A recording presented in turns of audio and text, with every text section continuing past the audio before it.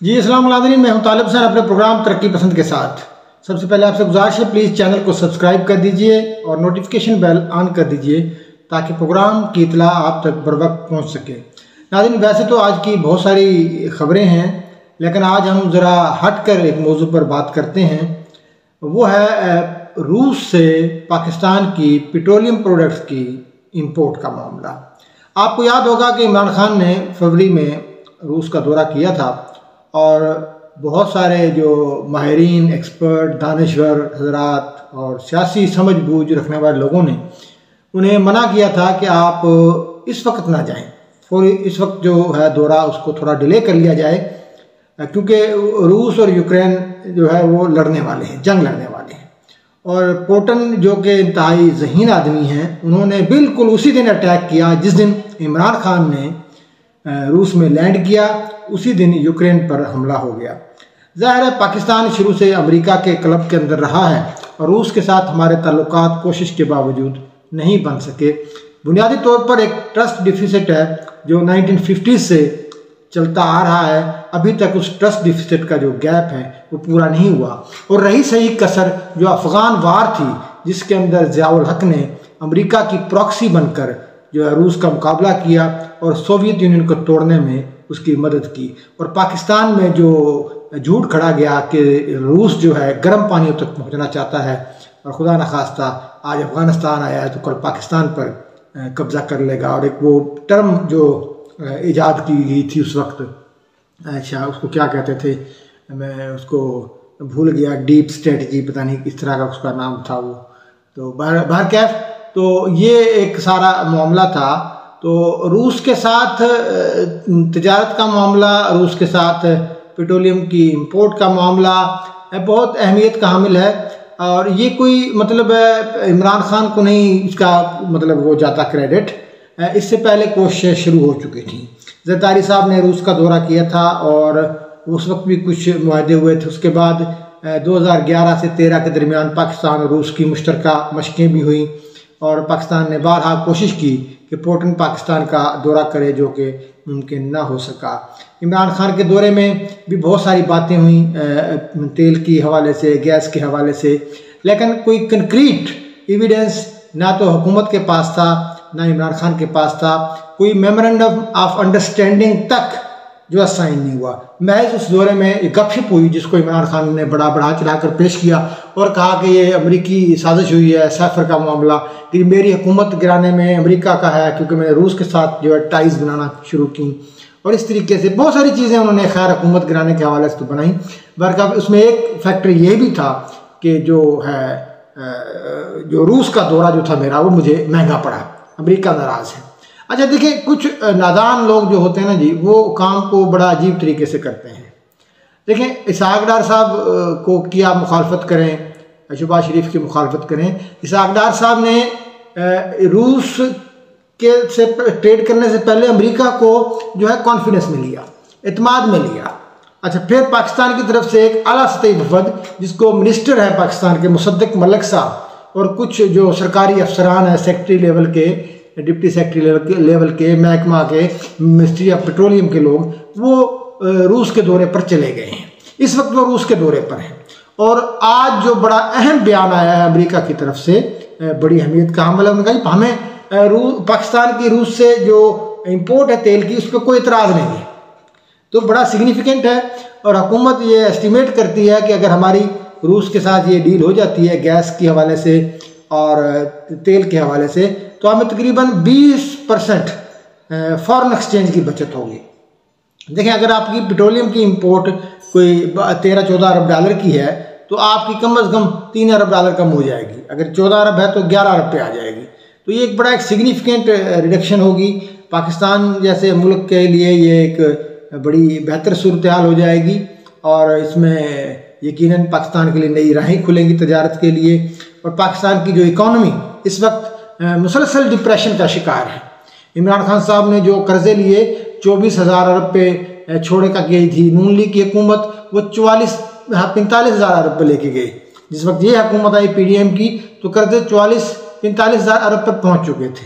ये 3-3.5 साल में 20,000 अरब का जो कर्जा लिया गया तो पाकिस्तान के लिए मुश्किलात पैदा हुई। और आपको मैं बताता चलूँ कि ये साल फाइनेंशियल ईयर इसे हम बोलते हैं 2021-22 जो 30 जून पे ख़त्म हुआ, पाकिस्तान की इंपोर्ट 72 अरब डॉलर पे क्लोज हुई। ठीक है ना जी, इतना मतलब एब्रप्ट इंक्रीज था इंपोर्ट के अंदर।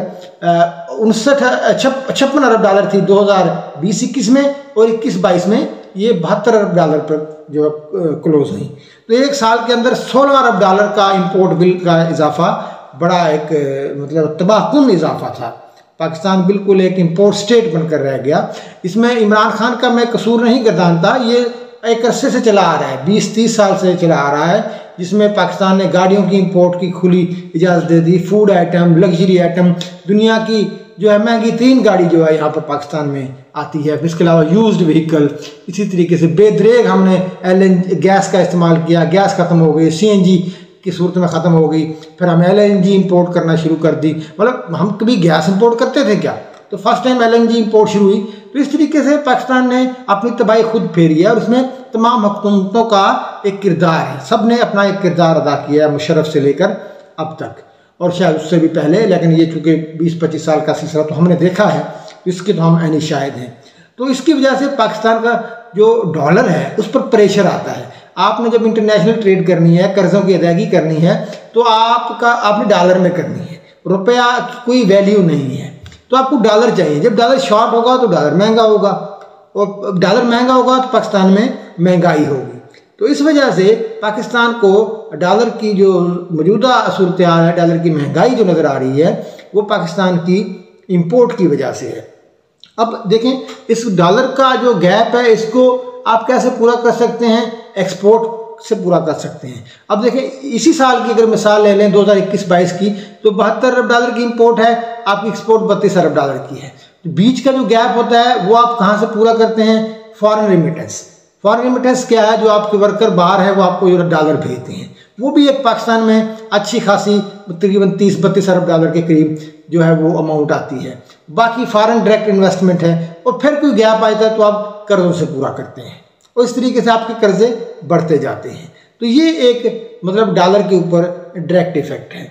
अभी देखें, पाकिस्तान का इस वक्त जो सूरत हाल है, मौजूदा हुकूमत इसको कंट्रोल करने की कोशिश ज़रूर कर रही है, लेकिन अभी तक कोई बड़ा ब्रेक थ्रू नहीं हुआ। ठीक है, कतर के साथ जो मुआहदे हुए एयरपोर्ट्स के पर इन्वेस्टमेंट के हवाले से, उन्होंने एयरपोर्ट लेने हैं या उनका ऑपरेशन लेना है, क्या है, वो भी कोई एग्रीमेंट सामने नहीं आया। बात हुई है वहाँ पर 4-5 अरब डॉलर की, अभी वो पैसे भी आने हैं। सऊदी अरब ने जो 10-12 अरब डॉलर का पैकेज बनाया है वो भी अभी होना है। अभी सऊदी शहजादे ने दौरा करना था, वो मुअख्खर हो गया, शायद उसकी वजह नए आर्मी चीफ की अपॉइंटमेंट तक इसको डिले करना था। इमरान खान का जो लॉन्ग मार्च जो धरना चल रहा था, ये वजह थी, जो भी वजह थी। बहरकैफ ये पैसे अभी तक नारों की हद तक हैं, अभी तक ये पैसे पाकिस्तान में फुली नहीं आए। IMF से कोई आया था 1.17 बिलियन, और 1 अरब डॉलर वर्ल्ड बैंक से आया था, 50 करोड़ ADB भी एशियन डेवलपमेंट बैंक से आया था, और अभी 50 करोड़ की इमदाद अभी आई है। बाकी शर्म शेख में जो सैलाब के हवाले से, इंटरनेशनल क्लाइमेट चेंज के हवाले से जो चीज़ें हुई हैं, वो एक अच्छी चीज़ ये हुई है कि फर्स्ट टाइम एक फोरम बन गया पाकिस्तान की कोशिशों से, कि एक वो इदारा बन गया वहाँ पर जो क्लाइमेट चेंज के हवाले से माली इदारा जो देखेगा और कंपनसेट करेगा मुल्कों को। तो ये भी एक वहाँ पर एक अच्छी चीज़ हुई है, लेकिन अभी इनके पैसे फ़िलहाल नहीं आए। तो नाज़रीन, इस वक्त जो पाकिस्तान का क्राइसिस है, मैं लेके चला हूँ तेल की इंपोर्ट से, जो आपकी आनी है रशिया से। अच्छा, उसको तनाज़ुर में ये बात कर रहा हूँ कि पाकिस्तान की एक्सपोर्ट जो इस वक्त मुआशी हालात हैं उसके मुताबिक अक्टूबर तक जो पाकिस्तान की एक्सपोर्ट हुई है वो हुई है अपना 9.8 बिलियन डॉलर। पिछले साल ये थी 9.5 बिलियन डॉलर, इस साल हुई है 4 माह में, जुलाई से अक्टूबर, और पिछले साल जुलाई से अक्टूबर थी 9.5 बिलियन डॉलर। तो इसमें थोड़ा सा फ़र्क है, आलमोस्ट एक्सपोर्ट उसी जो रेशो से चल रही हैं जो पिछले साल थी। तो और इम्पोर्ट जो है उसमें अक्टूबर तक हुई है 20 अरब डॉलर की।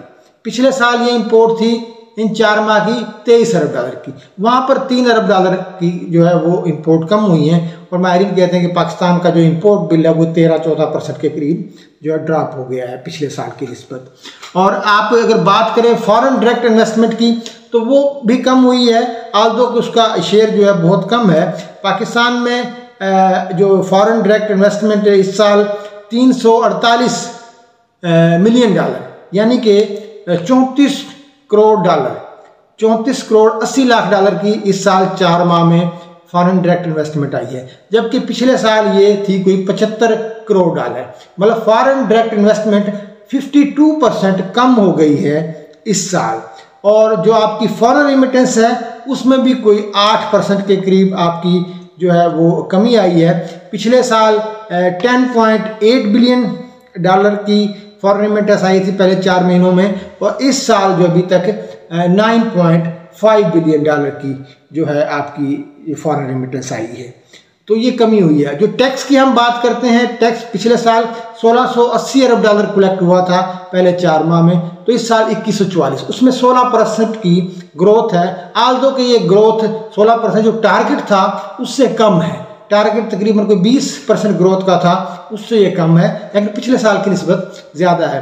लेकिन चांस ये है कि टैक्स रेवेन्यू का जो टारगेट है और उसमें कमी के बड़े चांसेस हैं। उसकी वजह यह है कि पाकिस्तान में इनडायरेक्ट टैक्सेशन ज़्यादा है, और पाकिस्तान में ज़्यादा टैक्स जो है इंपोर्ट के जरिए कलेक्ट किया जाता है। इंपोर्ट स्टेज पे जैसे पेट्रोलियम की इंपोर्ट है, कोई भी इंपोर्ट है, वहाँ पर 3-4 किस्म का टैक्स होता है। रेगुलेटरी ड्यूटी है, कस्टम ड्यूटी है, इनकम टैक्स है, सेल टैक्स है, तो वहाँ से ज़्यादा रेवेन्यू इंपोर्ट से आता है। तो जब इंपोर्ट कम होंगी तो टैक्स रेवेन्यू ना पूरा होने के चांसेस बहुत ज़्यादा हैं। तो नाज़रीन, ये था एक सिनेरियो जो मैंने बिल्ड किया रशिया से ऑयल की इंपोर्ट के हवाले से, कि अगर वहाँ से हमारे मुआहदे हो जाते हैं तो सिग्निफिकेंट रिडक्शन हो सकती है।